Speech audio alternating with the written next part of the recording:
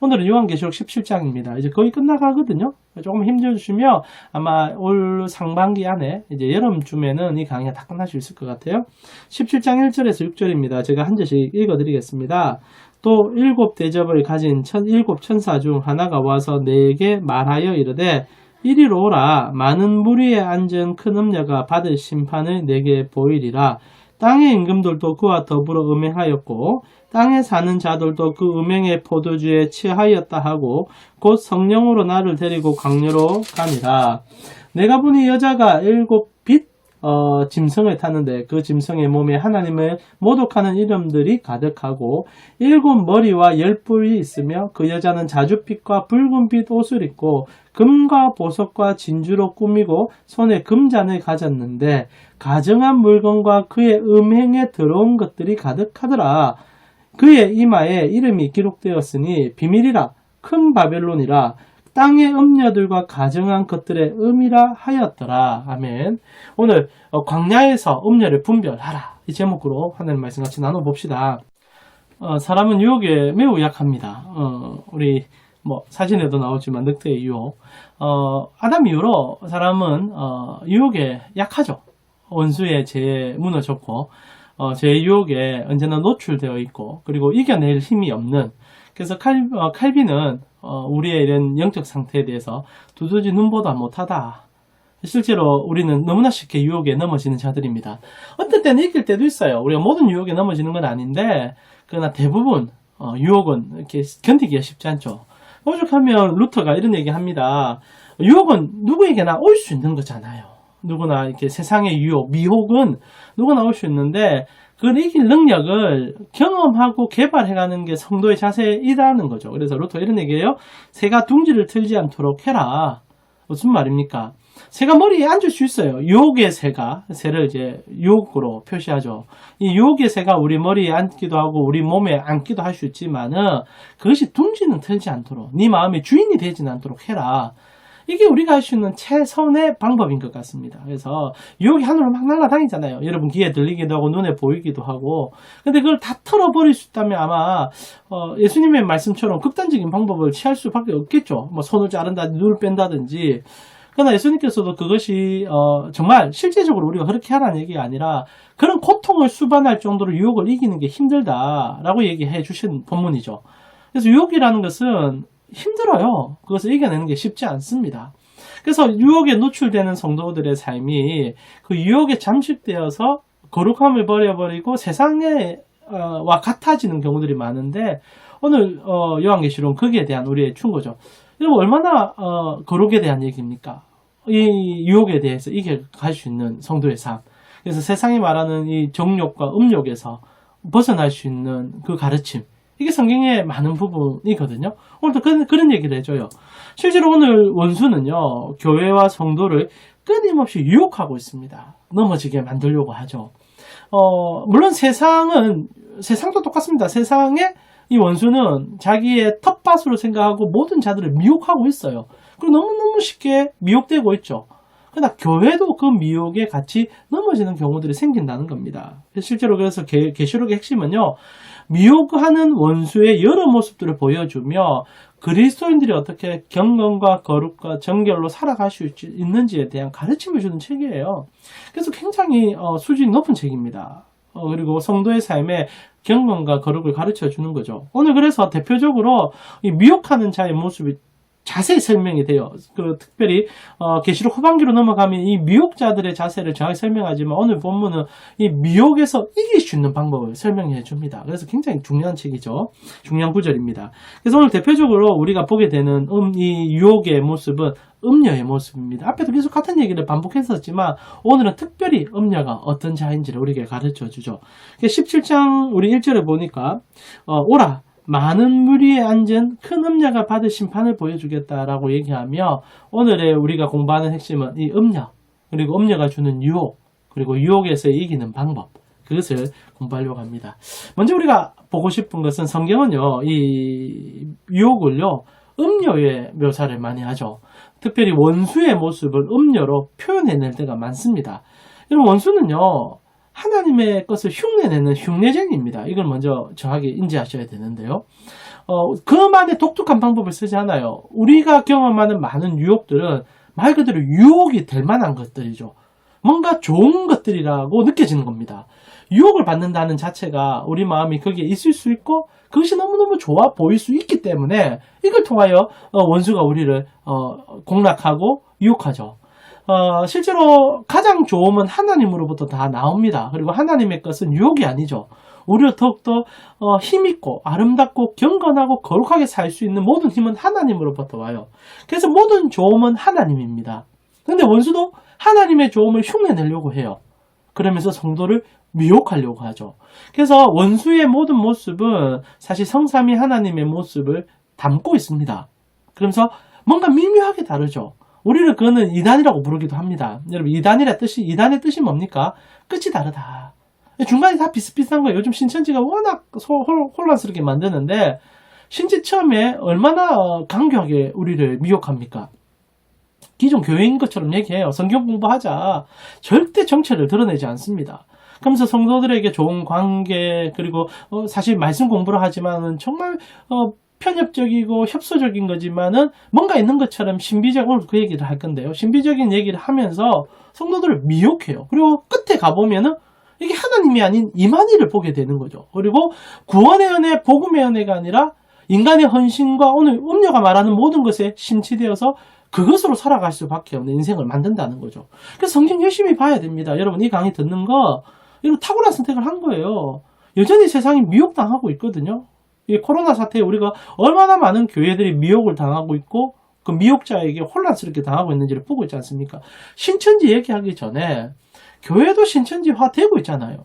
그런데 우리가 이 정확한 말씀 해석을 해야 된다는 겁니다. 그래서 이 원수는요, 대표적으로 삼위일체 하나님의 모습을 흉내내려고 해요. 그래서 자기도 뭔가 있는 것처럼 보이려고 하죠. 그래서 계시록 12장 이 그림을 보면 사탄의 삼위일체라고 돼서 용, 그리고 짐승, 그리고 양, 이제 세 모습을 통하여 우리가 공부했었습니다. 성삼위 하나님의 모습을 어느 정도 흉내내면서 자신들도, 이 마귀도 그런 영권이 있는 것처럼 우리를 미혹합니다. 그리고 성도들이 넘어가죠. 실제로 돈에 힘이 있지 않습니까? 이 성적인 유혹에도 힘이 있습니다. 사람들에게 쾌락을 줘요. 얄팍한 말초신경을 자극시켜서 그거 얻으면 정말 영원한 것을 얻을 것처럼 생각하게 만들어요. 영생이 있는 것 같아요. 그건 아시잖아요. 땅의 것은 땅의 것입니다. 하늘의 것이 아니에요. 진짜는 하늘에 다 있는데 땅의 것은 그림자인데 그림자에 심취하게 만드는 자들, 그러면서 마치 하나님인 것처럼 흉내내는 것, 그게 원수죠. 그래서 미혹이라고 부르는 것입니다. 그런 관점에서 오늘 성경은, 계시록은 음녀의 실체에 대해서 얘기하는데 이 원수의 모습을 음녀라고 표현해 주는 것이 우리에게 또 좋은 관점이기도 합니다. 여러분, 원수를 성경은 오늘 본문의 중요점은요, 이 원수의 모든 유혹을 이긴 분이 있고 그 이김을 우리에게 선물로 준다는 관점이에요. 물론 결과의 얘기를 먼저 하게 됩니다. 음녀를 우리가 공부하게 되는데 우리가 공부를 할 수 있다는 자체가 복이라는 얘기죠. 왜? 사랑하는 성도님, 우리 강원교회 성도님, 이겼기 때문에 실체를 아는 거예요. 만약에 실체를 알아가야 된다면 우리가 얼마나 고통스럽겠습니까? 근데 중요한 것은 오늘 본문에도 얘기하지만 이겼기 때문에 이제 드러났어요. 그래서 조심만 하면 돼요. 이제 예수님 만나는 그날까지 조심만 하면 되는데 그게 쉽지 않으니까 오늘 본문에 그런 얘기 해주는 겁니다. 오늘 17장 1절에 보니까 이렇게 얘기하잖아요. 큰 음녀가 받을 심판을 내게 보여주겠다. 이게 핵심입니다. 심판을 받는다. 음녀는 심판받는다. 그래서 내가 너에게 보여줄게. 다른 말로 표현하면 이긴 그것을 너에게 보여주는 것은 내가 너에게 그 이김에 동참할 수 있는 길을 가르쳐 준다는 겁니다. 그래서 계시록이 너무너무 중요한 책이고 좋은 책이죠. 실제로 예수님께서 십자가 위에서 원수의 모든 공격을 이겼습니다. 그래서 성경은 뭐라고 얘기합니까? 그리스도인들은 정죄를 받지 않는다. 로마서 8장 1절이죠. 제가 한번 읽어드릴게요. 그러므로 이제 그리스도 예수 안에 있는 자에게는 결코 정죄함이 없다. 여러분과 저는요, 그리스도 안에 붙어있는 동안은 정죄함이 없습니다. 그러나 정죄감이 들도록 만들죠. 이게 미혹이거든요. 그래서 힘없게 만들고 능력 없게 만들고 세상과 똑같이 만들어서 더 이상 하나님의 존귀한 보화 같은 역할들을 세상 속에서 하지 못하게 하는 것이 원수의 미혹이에요. 그걸 이겨내라는 거죠. 오늘 이겼습니다. 성경은 뭐라고 얘기합니까? 음녀가 받을 심판을 네게 보여줄게. 벌써 심판 받았고 앞으로 심판 받을 것이다. 최후 승리 줄 것이다. 너에게 미리 보여줄게. 그리고 일어난 일을 가르쳐줄게. 계시록은 단순히 미래의 한 지점을 설명하는 게 아니라고 끊임없이 얘기합니다. 계시록은요, 이긴 사건을 얘기해주고 이겨가는 것을 얘기해주며 앞으로 최후 승리를 받을 것을 얘기해줘요. 그래서 우리의 과거, 현재, 미래 전체의 승리를 토탈하여 가르쳐주는 책 얼마나 좋습니까? 그래서 오늘 본문은요, 이긴 자에 대한 얘기와 함께 우리도 이길 수 있고 이겼음을 가르쳐주는 내용이죠. 그래서 이 얘기의 핵심이 이렇게 등장합니다. 이제 가르쳐줄게. 근데 한 가지 단서가 필요하다. 너에게 중요한 게 하나 있다. 그게 광야다. 얘기합니다. 3절 한번 볼까요? 17장 3절을 보니까 곧 성령으로 나를 데리고 광야로 가니라 내가 보니 여자가, 이 음녀가 등장을 합니다. 오늘 계시록에서 우리가 승리를 보게 되는데 승리를 보는 장소를 설명해줘요. 그게 어디냐? 광야로 가야 된다. 이거 우리에게 도전이 됩니다. 예수 그리스도께서 이 땅에 오셨을 때 첫 권생애를 시작하시면서 원수의 공격을 이렇게 받게 되지 않습니까? 아시죠? 40일 금식하고 난 다음에 예수님께서 원수의 3가지 공격을 받게 됩니다. 그때 신명기 6장과 8장의 말씀으로 원수를 쫓아내고 그리고 십자가 위에서 그 모든 승리를 이루시게 되죠. 그런데 예수님께서 언제나 광야를 굉장히 중요시 여겼고 광야에서 원수를 바라보고 그리고 광야에서 온전한 그리스도의 삶을 가르쳐 주셨어요. 성경은. 그래서 예수님께서 한 번씩 광야로 가세요. 광야라는 게 물질적 광야도 있을 수 있지만 새벽 미명에 기도하러 가시기도 하고 사람들의 품을 떠나기도 하시고 때로는 한적한 곳에서 자신의 광야를 찾아 기도하시는 예수님 모습이 성경에 많이 묘사가 됩니다. 여러분 원수 속에 있으면서 원수의 실체를 안다는 건 쉽지 않아요. 주님께서 그래서 성도들에게 광야를 얘기합니다. 원수에게서 좀 벗어나야 된다는 거죠. 여러분 도시 안에 있으면서 도시의 폐단을 경험하는 게 쉽지 않아요. 물질의 어려움이나 환경의 어려움 때문에 도시 생활이 녹록지 않다라고 얘기하지만 실제로 몰라요. 그렇게 살아야만 살 수 있으니까 몰라요. 그런데 그리스도인들에게는 광야를 하나님께서 주세요. 광야라고 생각하니까 여러분 너무너무 지칠 수 있고 힘들 수 있고 피하고 싶은 한 길로 보이지만 주님과 내가 만나는 곳을 성경은 얘기합니다. 척박해요. 그러나 척박하기 때문에 주님께 집중할 수 있는 곳을 주님은 한 번씩 우리에게 준다는 거죠. 오늘 첫 번째 우리에게 가르쳐 줍니다. 물론 나중에 원수의 3가지 모습도 보겠지만은 가장 중요한 하나의 가치, 교회가 원수의 공격과 원수에게 이겨 쓴 것을 알 수 있는 곳은 광야이라는 거죠. 광야는 얼마나 힘든 곳인 것은 사실입니다. 그래서 성도들은 광야를 피하고 싶어 하죠. 그러나 사랑하는 우리 가운교회 성도님들, 어떻게 보면 지금 코로나 시국으로 인하여 우리 광야를 걷고 있습니다. 교회도 광야를 걷고 있고 성도 여러분의 삶도 광야를 경험하고 있어요. 그러나 오늘 우리가 계시록 말씀을 봄을 통하여 알게 되는 것은 여러분 이 어려운 시국에 우리는 하나님을 더 깊이 볼 수 있다는 거예요. 그리고 진짜와 가짜를 구분해내기 시작합니다. 저는 이런 면에서 코로나가 너무나 고통스럽고 빨리 치료되고 회복되어야 될 하나의 일이긴 하지만은 이 시간을 그냥 허투루 보내지 않았으면 좋겠어요. 저에게도 그렇고 여러분에게도 그렇고 하나님을 더 깊이 알았으면 좋겠어요. 가정에서, 직장에서, 힘든 시간 속에서 광야를 체험하며 광야에서 불평불만하다가 불맞아 죽은 이스라엘 백성들이 아니라 광야에서 여호와의 영광을 맛봐 만나와 메추라기를 먹을 수 있는 성도들이 되었으면 좋겠다는 거죠. 여러분 그래서 광야는요 2가지 초이스가 생기게 됩니다. 아무것도 없기 때문에 너무나 절박하기 때문에 하나님의 은혜를 보든지 아니면 절망 가운데 떨어져 정말 무너지든지. 그러나 성도들에게는 정죄함이 없죠. 무슨 말입니까? 어떤 광야든 성도에게는 하나님의 손길이 머물 수 있다는 거예요. 그래서 광야에 있을 때마다 하나님의 그 놀라운 사랑을 깨달아야 됩니다. 하나님의 그 놀라운 은혜를 경험할 수 있어야 돼요. 그래서 오늘 예수님께서 성도들에게 교회에게 얘기합니다.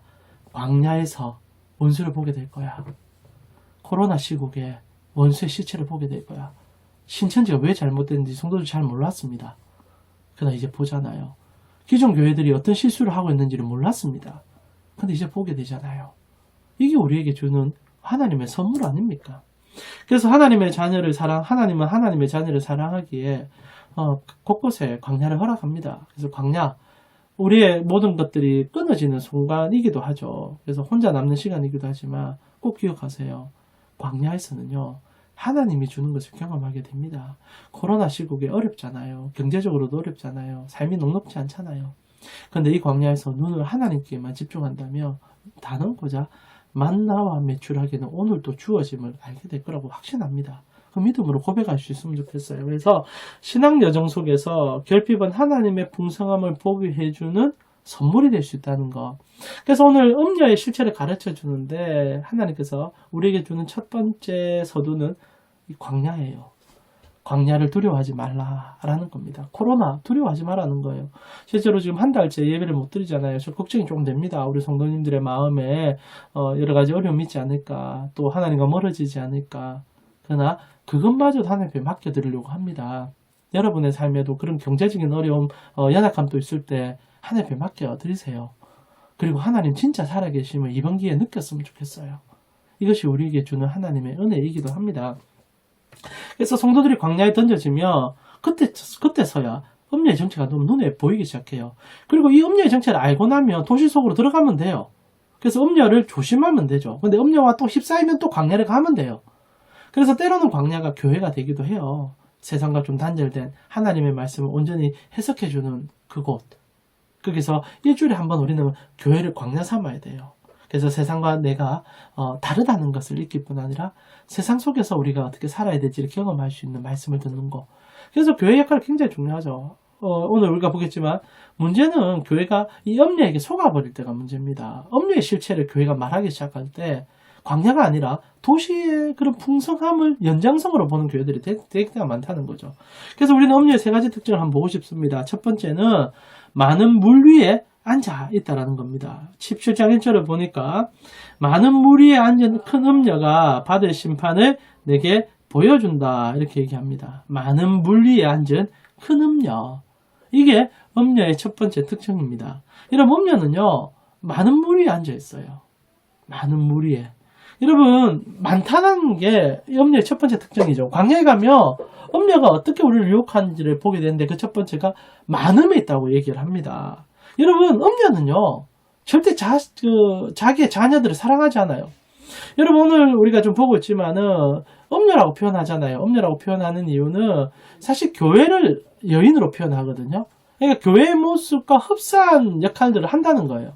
그래서 공동체를 중요하게 여기기도 하고, 그리고 사람들에게 많음을, 힘을 주장하기도 하지만, 실제로 더 중요한 것은 사랑으로 그렇게 하지 않는다는 거죠. 말 그대로 음녀일 뿐입니다. 자기 욕심을 위해서 자녀를 키우는 자들, 자기 욕심을 위해서 사람을 이용하는 것, 그래서 많음을 채우기 위한 곳.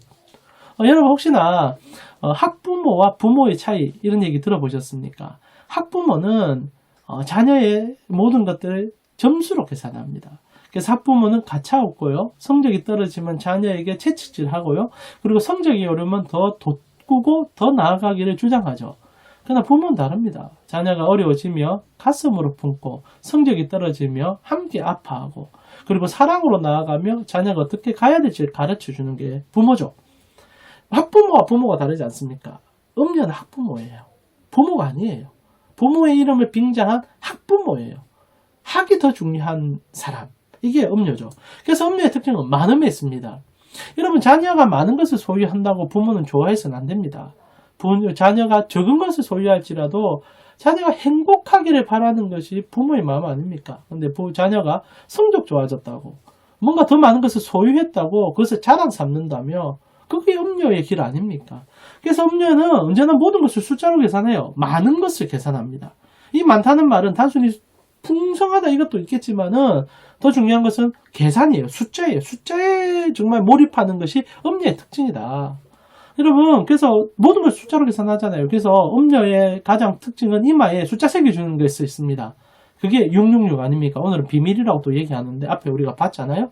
그래서 모든 이 원수의 자녀들에게는 이마에 666이 새겨져 있어요. 설명해드렸습니다.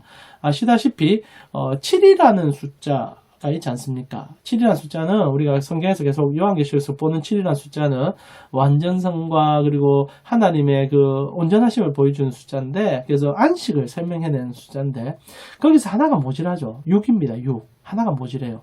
그래서 6이라는 숫자는 인간의 끊임없는 노력, 어떻게 보면 오늘 음료의 특징인데 숫자. 쉬지 못하게 만드는 그 목표점. 그래서 모든 것을 숫자로 계산하게 만드는 그 힘. 그게 숫자잖아요. 666. 불완전한 것이 3개 모여서 완전한 것을 흉내내려고 하는 그것. 그래서 음력 특징은요, 모든 것을 숫자로 표현해요. 숫자가 되지 않으면 무시하고, 다른 말로 표현하면 목적에 도달하지 못하면 그것이 잘못됐다고 말하는 그 무엇. 그게 음력의 특징입니다. 그래서 음력은 과정이 중요하지 않아요. 수단과 방법을 가리지 않아도 목표치에만 도달해서 많아지기만 하면은 잘했다 얘기해요. 교회가 얼마나 많이 솟고 있습니까? 교회의 힘이 성도의 숫자에 있다라고 얘기합니다. 이런 교회의 힘은 사람이 있지 않잖아요. 우리는 예수 그리스도를 믿는 믿음 안에서 주님이 우리의 모든 것이 된다고 얘기하는 것이 교회 아닙니까? 근데 음녀가 그걸 무너뜨리는 거예요. 음녀가 그것을 아니다라고 얘기하는 거예요. 그래서 뭔가 잘못이 일어나게 만들고 그것이 무엇인지 모르게 쫓아가게 만드는 힘. 이게 음녀의 특징입니다. 그래서 음녀의 유혹은요, 강렬해요. 왜냐하면 이것이 세상의 가치 기준이기 때문이죠. 세상은 결국 결과로 모든 것을 표현합니다. 그러나 교회는 그렇게 하지 말라는 거예요. 교회는 그 무엇보다 가정을 중요시 여겨야 됩니다. 왜? 하나님이 우리의 주인이니까. 우리의 모든 결실은 하나님께 드리는 것입니다. 그래서 그 과정을 하나님이 주의 깊게 보시죠. 때로는 5달란트, 2달란트, 1달란트 받은 자에게 하나님은 다름을 요구하지 않아요. 그들이 할 수 있는 최선을 요구할 뿐입니다. 관계 속에서 최선을 다한다면 하나님 기뻐하세요. 그러나 사람이 착각을 하잖아요. 나 적게 받았으니까 너무 불이해. 그게 하나님 나라에는 없어요. 하나님 적게 받았으면 적게 요구합니다. 이 공평함이거든요. 근데 하나님은, 이 원수는요, 적게 받든 많이 받든 상관없이 결과로 얘기하자. 결과로 얘기하자. 많음으로 얘기하자. 그래서 여기에 우리가 얼마나 많이 무너진지 모릅니다. 첫 번째 기억하세요? 첫 번째 음녀의 유혹은 많음, 숫자에 있습니다. 여기에 우리가 좀 벗어나야 돼요. 이게 언제 벗어나느냐? 광야에 있을 때. 광야는 숫자의 결핍을 얘기하고 목적의식의 결핍을 얘기하거든요. 광야는요, 실제로 없어요. 얻고 싶어도 얻지 못하는 곳이 되는 것이 광야 아닙니까? 근데 놀라운 게 뭔지 압니까? 없어지니까 보이는 게 생긴다는 거죠. 뭡니까? 우리 하나님 만나주시는 거구나. 하나님이 매출하게 주시는 거구나. 하나님이 주는 진짜 주인이셨구나. 내가 아둥바둥해서 벌었다 생각했는데 이게 아니었구나. 그래서 성도들에게 광야 신앙이 꼭 필요해요. 첫 번째, 원수는요, 많아야 된다. 아니다라고 얘기하는 것이 우리 신앙입니다. 그리고 두 번째는요, 음녀는 권력과 함께 꼭 움직입니다. 이 많음을 주장하는, 이 숫자를 자랑하는 이 음녀에게 있어서 두 번째 당연히 따라오시는 것은 권력이겠죠. 많음은 곧 권력이라고 얘기하지 않습니까? 그래서 숫자가 곧 힘이라고 말하는 것이 세상이듯 똑같이 음녀 얘기를 세상이 반복할 뿐이에요. 그래서 힘으로 모든 것을 이루고 싶어 하죠. 그래서 17장 2절에 보니까 땅의 임금들도 그와 더불어 음행하였고, 음녀가 숫자로 그들의 마음을 현혹하니까 권력자들도 다 심취되어서 흥청망청한 거죠. 여러분, 권력자들에게 많음은 자기들의 것 아닙니까? 없어서 힘든 많은 사람들 속에서 권력자들은 모든 것을 누리고 있고 그것을 취하고 있는 거죠. 그래서 모든 것을 숫자로 말하는 음녀의 세상 속에서 권력자들도 덩달아 음녀의 하인 역할을 하고 있는데, 문제는 이것이 우리에게 유혹이 된다는 거죠. 목표를 얘기하고 성공 지향력을 얘기하는 음녀의 이 수단이 세상 모두를 잠식시켜서 우리가 그리하지 아니하고는 살 수 없는 것처럼 얘기한다는 거죠. 한때 고지론이라는 것이 교회 안에 많이 잠식되었습니다. 그래서 높은 자리 가야 하나님의 영광을 드러낼 수 있다. 그래서 너도 나도 높은 자리 가고 싶어 했어요. 그러나 성경을 펴보세요. 물론 다니엘이라든지 요셉이라든지 높은 자리에 가서 영광을 드러내기도 합니다. 그러나 핵심적인 것은 그들이 높은 자리에 갔기 때문에 드러낸 것이 아니라 하나님을 사랑하기 있는 그 과정 속에서 하나님이 그 자리에 필요성 때문에 세워주신 것이 그 자리에 있어서 그들이 영광을 누린 게 아니에요. 수많은 선지자들은 가장 밑바닥 속에서 하나님의 영광을 드러냈습니다. 하물며 예수 그리스도는 목수의 아들로 태어나서 하나님의 영광을 드러냈잖아요. 근데 우리가 자꾸 고지론, 그러면서 특별히 중요하게 여기는 요셉, 다니엘, 그리고 다윗, 그 모든 것들이 우리에게 속임이 되어질 수 있다는 겁니다. 여러분, 많음은 곧 권력을 불러오는 두 번째 특성을 원수가 보여주죠. 그래서 교회가 권력 지향적이 될 때가 참 많습니다. 요즘 특별히 지향하고 있죠. 권력을 탐하고 있고 목표의식을 주장했던 교회들이 최근에는 권력까지 탐하고 있습니다. 그래서 세상 권력 속에서 여러분 정치가 좋고 나쁘고라고 말하기 이전에 정치는 말 그대로 이해 집단의 힘을 보여준 하나의 수단이죠. 그랬을 때 그리스도인들에게 이해 집단은 힘들고 어려운 이웃이 돼야 되는데 실제로 많은 그리스도인들도 똑같은 세상적처럼 자기 집단의 힘을 추구하려고 하지 않습니까? 이게 이제 문제가 일어나는 거죠. 그래서 음녀는 권력과 늘 함께합니다. 권력으로 우리를 속이죠. 그래서 많은 것이 있으면 그 다음에 너에게 권력이 따라올 거야. 그리고 권력이 있으면 너 포도주에 취한 것처럼 행복하게 살 수 있어. 그건 아침에 일어나 보면 술에 취해서 무슨 행동을 한지 모르고 토하고 엉망진창이 되어 있는 자기 집안을 보게 되는데도 원수는 계속 얘기합니다. 목표로 달려가. 그래서 많은 것 줄게. 그리고 권력도 너에게 있을 거야. 근데 뭡니까? 돌아보니까 지금 코로나 사태 우리가 보고 있잖아요.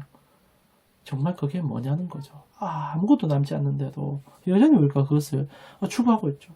교회가 좀 달라야 된다는 얘기입니다. 그래서 또 다시 두 번째 이 어려움에도 교회는 광야로 가게 됩니다. 우리의 예배가 광야가 됐으면 좋겠어요. 저항의식이 있고 하나님에 대한 마음이 있었으면 좋겠어요. 예배가 진짜 드려지면 그 예배는 광야가 될 것입니다. 세상의 속에서 세상과 다름을 보여주기 위해서 달려가겠죠. 세상 닮아가려고 하는 게 아니라. 지금 음료의 특성은요. 세상이에요. 숫자, 목표, 그리고 거기에 따라오는 권력. 그것이 영원한 것인 것처럼 얘기합니다. 이 두 가지가 원수 속에 있죠. 그래서 원수가 이것을 우리에게 보여줍니다. 그럼 자연스럽게 세 번째 특징이 원수에게 나타나요. 그게 뭐냐면 거룩함을 흉내내기 시작합니다. 목표지향적으로 숫자에 몰인하게 해서 그 숫자로 사람을 쳐냅니다. 이 데드라인을 정하는 거예요. 너 여기까지 못 올라오면 너 나고자야. 그래서 그리스도인들도 이 숫자에 올라가기 위해서 발버둥 칩니다. 세상과 똑같이 지는 거죠. 그래서 거기 올라가는 목적이 세상과 똑같아요. 권력을 쥐고 흥청망청 먹고 마시고.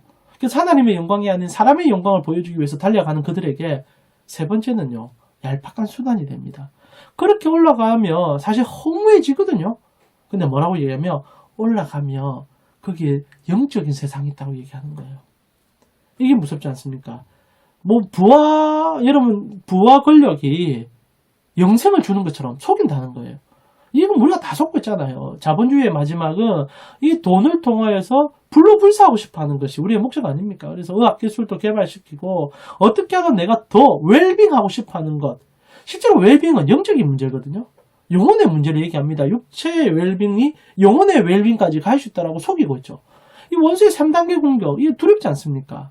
목표를 정하게 만들고, 그래서 목표를 위해서는 수단과 방법을 가리지 못하게 하고 눈을 어두겨져서, 그러면서 뭔가 이벤트적으로 보여주는 게 권력인 거예요. 너 봐, 사람을 쥐고 흔들 수 있잖아. 너 가질 수 있잖아. 그리고 말하는 것이 거룩함이에요. 영적이에요. 그렇게 얻으면 너 영원한 행복이 너에게 있을 거야. 사라지지 않는 행복이 너에게 주어질 거야. 너 땅 있잖아. 땅 한 1000평 가져봐. 너 영원히 왕처럼 살걸? 그럴까요? 안 가져봐서 모르겠다고요? 그 유혹 자체가 원수에게 던지는 떡밥이에요. 안 살아봤으니까 살아봐. 여러분, 성경을 우리가 보잖아요. 제가 저번에 이제 시가서 말씀을 정말 탐독하고 있습니다. 이 코로나 시국에 특히 전도서 말씀을 이제 최근에 또 보게 되었는데 솔로몬이 그렇게 얘기합니다. 해 아래에 있는 모든 것들은 헛되다. 시간이 변하면 변할수록 달라지는 게 있어야 되는데 하나도 없더라. 결국 허무하다. 그러면서 솔로몬이 무슨 얘기합니까? 얘기는 하지 않아요. 전도서에서. 근데 핵심은 뭐죠? 우리 전도서 그때 공부했죠? 하늘 위의 것을 볼 때 내 소망이 생기더라. 하나님 나라를 내가 허무할 때 내가 정말 가치 있는 인생이 뭔지를 보기 시작하더라. 근데 그게 우리 안에 없어지기 시작하는 거예요. 음녀가 교회를 얼마나 난도질을 해놨는지 이 음녀의 세 가지 유혹에 우리가 속고 있어요. 여러분, 코로나 사태 그쪽 그 한 교회가 여러분 소금물을 입에 쭉쭉 뿌려줬습니다.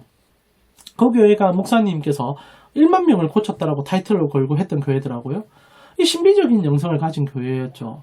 그러나 아이러니하지 않습니까? 이 코로나 사태 때 1만 명을 고쳤던 목사가 지금 소금물로 적어도 자기 교인들 한 100명 좀 넘어대던데 40-50명을 감염시켰어요.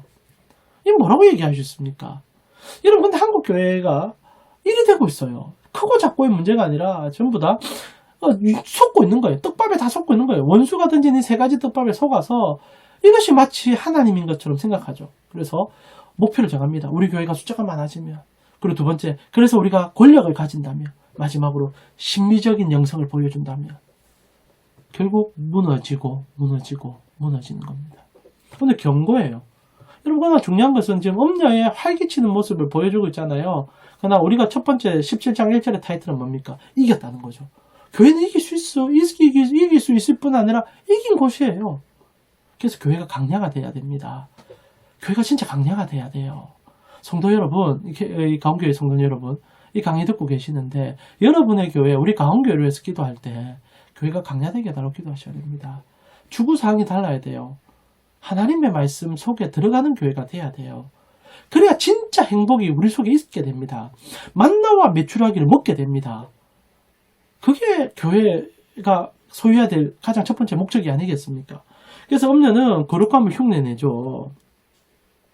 중요합니다. 이 얘기를 한 번 더 드리고 싶은데, 그래서 음녀가요, 거룩함을 흉내내기 시작하는데, 4절 보니까 여자는 자줏빛과 붉은 빛옷을 입고 라고 성경 기록이 되어 있습니다. 권력을 탐하는 이 음녀가 두 번째 우리에게 보여주는 이 거룩함을 흉내낸다는 말이 이 17장 4절에 잘 표현되어 있어요.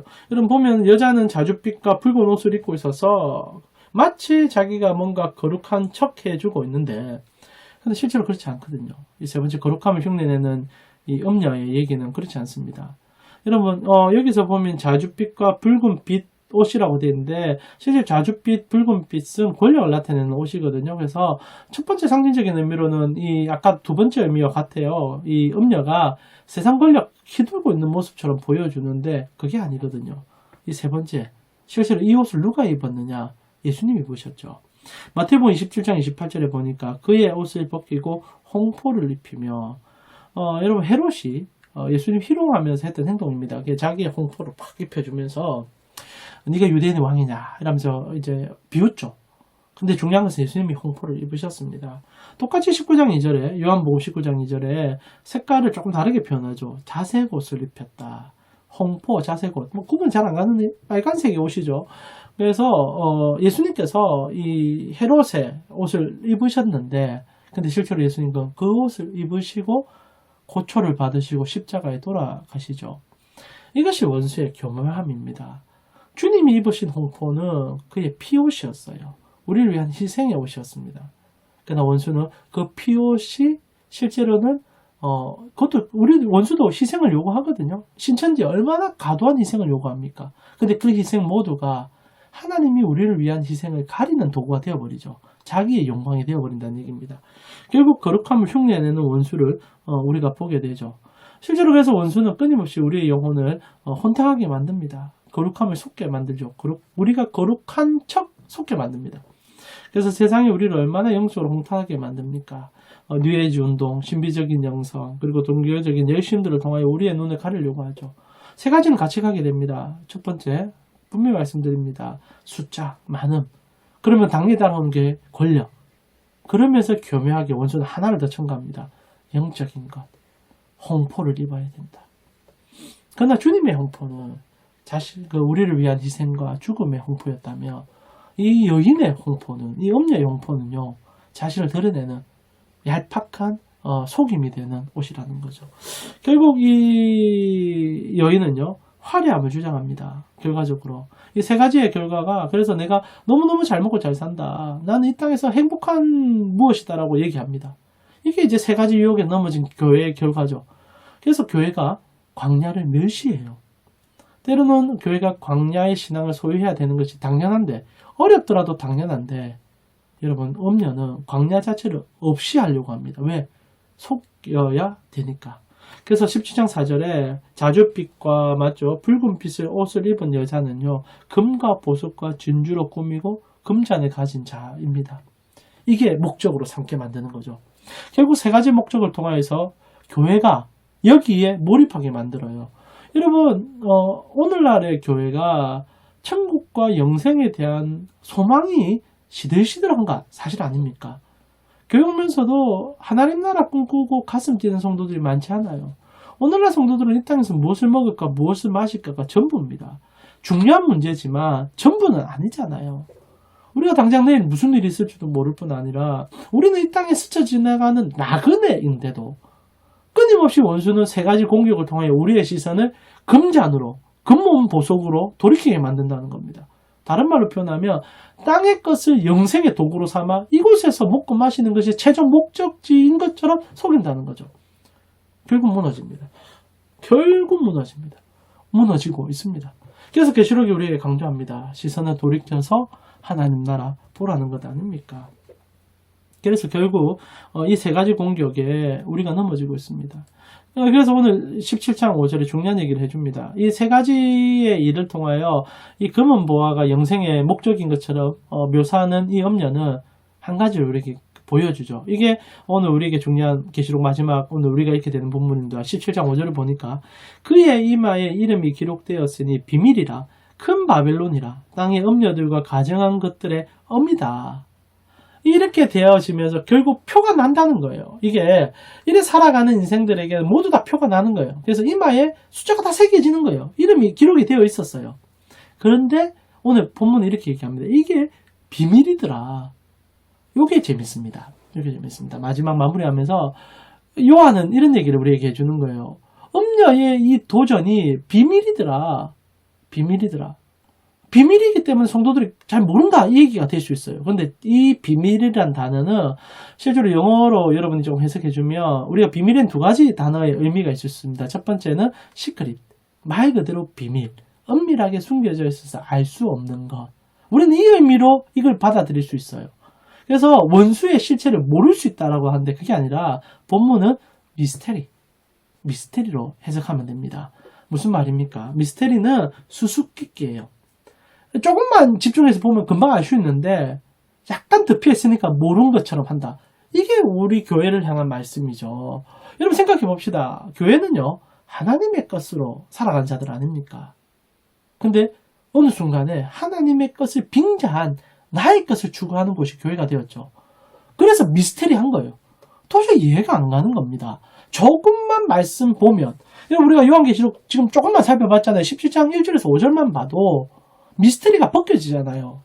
원수가 세 가지로 공격하는 것이 여실없이 보이잖아요. 지금 우리가 걸어가는 교회의 현상을 보잖아요. 미스터리는 금방 벗겨져요. 그런데 이것마저도 교회가 안 하고 있죠.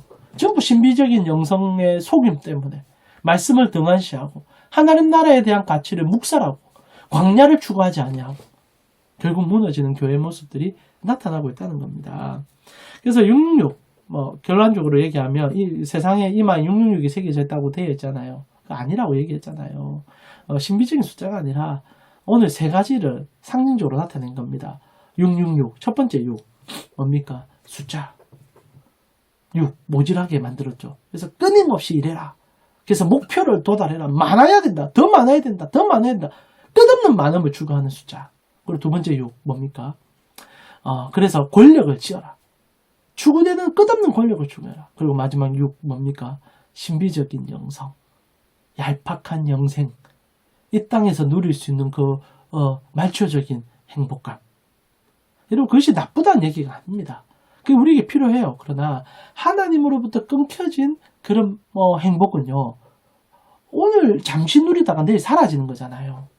그러나 우리의 영생의 근원이시오 만복의 근원 되시는 주님으로부터의 그 끈으로 연결되는 영생의 은혜들은 영적인 은혜들은 영원합니다. 그거 붙잡아라는 거 아닙니까? 그래서 사랑하는 우리 가온교회 성도님들 예배를 광야로 들으시면 좋겠어요.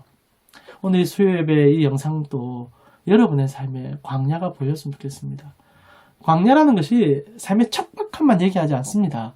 기억하십시오. 광야는요. 인생의 또 다른 결핍 속에서 하나님의 영생을 맛보는 콘센트예요. 그래서 광야라는 것이 꼭 밥을 못 먹고 아무것도 없고 막 고난이 필드가 펼쳐지고 그것도 광야가 될 수 있지만 실제로 광야는요. 하나님과 내가 단독으로 만나는 그 자리. 그것을 광야라고 표현하는 겁니다. 이게 신앙이죠. 세상과 나는 간 곳 없고 구속한 주만 보이는 그 시간들. 그래서 광야를 어렵게 생각하지 마세요. 광야는요, 하나님으로부터의 은혜를 누리고 하나님께 나아가는 곳, 그것이 광야입니다. 음료의 실체는요, 광야가 있을 때 보게 됩니다. 지금 이 강의를 듣는 그 자리가 광야가 되면 좋겠어요. 아, 세상이 주는 것이 아니구나. 하나님이 주는 것이 진짜구나. 여러분, 세상이 추구하는 이 검은 보화와 이 넘쳐나는 술잔이 아니라 주님으로부터 주어지는, 그래서 내가 생각하는 얄팍함이 아니라 하나님이 추구하는 그 영생의 은혜가 여러분 가슴에 콘센트가 콕 꽂혀지면 여러분 행복합니다. 그것이 행복입니다. 요한계시록 17장, 오늘 음료의 실체를 우리가 봅니다. 이겼다라고 얘기했는데 오늘 우리가 이긴 것은 본 건 아니고 실체만 봤는데요. 우리 다음 주 강의에는 어떻게 이기는지를 또 보게 될 것입니다. 사랑하는 우리 가운교회 성도님, 한 주간 이제 남은 삶도 이 음료의 실체를 정확하게 분석해내며 여러분 세상이 다 이거 맞다고 얘기할 때 여러분 광야에 계신 여러분은 그거 아니더라. 내가 주님과 독대하에 만나보니까 그게 행복이 아니더라. 행복은 예수 그리스도야.